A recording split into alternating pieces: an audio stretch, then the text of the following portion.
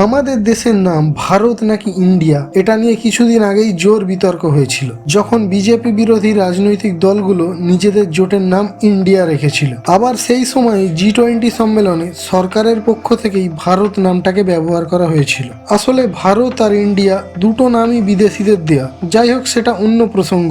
আমরা সাধারণত বাংলায় বা হিন্দিতে ভারত আর ইংরাজিতে ইন্ডিয়া বলি। পৃথিবীতে যা দেশ আছে তাদের বেশিরভাগেরই সব ভাষাতে একটাই নাম, কিন্তু 6টা এমন দেশ আছে যাদের এরকম দুটো করে নাম আছে। তাদের স্থানীয় ভাষায় এক নাম, ইংরাজিতে এক নাম। যেমন মিশর, আরবি ভাষায় দেশটার নাম মিশর, ইংরাজি ভাষায় নাম ইজিপ্ট।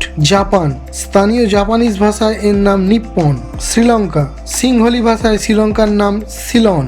চায়না বা চীনের নিজেদের ভাষা হলো মান্দারিন, এই ভাষায় এরা নিজেদের দেশকে ঝাঙ্গুয়া নামে ডাকে। জার্মানির নাম জার্মান ভাষায় হলো ডয়সল্যান্ড। এছাড়াও আছে আর্মেনিয়া। ইউরোপের এই ছোট্ট দেশটি আমাদের এতটা পরিচিত নয়, এরও দুটো নাম। স্থানীয় আর্মেনিয়ান ভাষায় এর নাম হলো হয়স্তান।